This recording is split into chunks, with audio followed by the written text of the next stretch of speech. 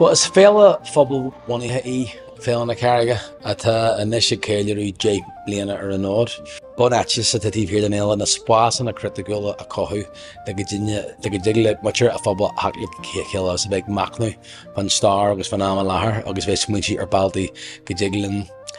Suppose Carraige altarach a chur hancin on an pobal agus an socaí hardrainne orbit is na bit hamarhain. Ná thathar focail atá bainte leis an éile seo ná páirteas políochta agus pobal. Ag an am sin sílim níor a míon cinneal trid sin ó anam. Tá muid a lár aise an seo agus leanaí na dúirin. Fíhe dá is blian specialta ar couple fá actual trotha blian the bonú costa firstja an céad mámscoil Gaeilge san na sé condaí. En éis dúsa ag bogaí go dtí an tíbhálad an deasc ag feicáil gachgrad a teag damtaí sogaine. Bíonn tú cóbráireáil mar dearn tú dobar seoma go fearmhaid. Bíonn imachtaí an de fáistí, bíonn imachtaí a bhíonn ag léile céirí timpachta agus mar sin híon bíonn ceolchar am bhhain in aine bliana cumáid. Mbliana buíochas ach na Gaeilge, so mar sin tífi tú an Carraige fit a fuide an san éile an san na dachanna. Tífi tú coppla imacht drám Carraige agus tífi tú mar fásta céad blian ag brathnú siar ar cogaí na garad agus an free rathúil. At the centre of these new and emerging films is the search for historical truth, where narratives driven by witness testimony have now set the benchmark for growing documentary culture.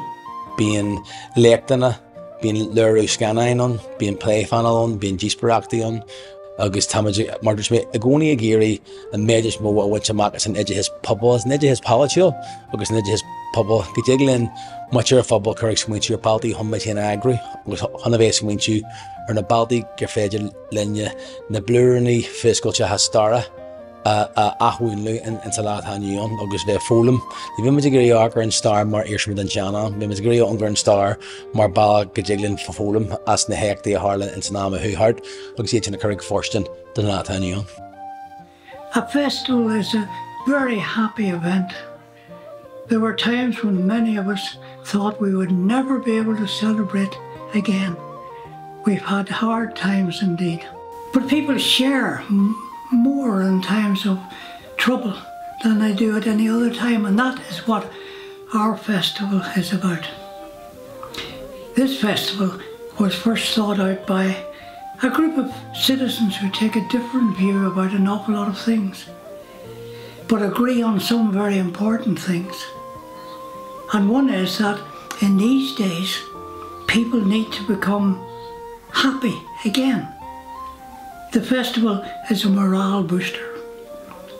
Another is that people must work together for the good of the community. The festival is a cooperative effort.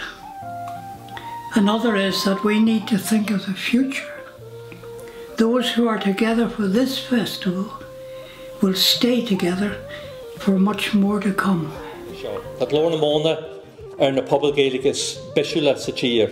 Tá néile seo buíochas an bheocht sin. Tá luthar áras na Gaeilge, taú le hácaidí den cheanal seo agus taú le pobal den cheanal seo. Mar ceann den na heisliúradh is sfear is stáithe in sa tír a láthair na huaire de phobal nua teanga.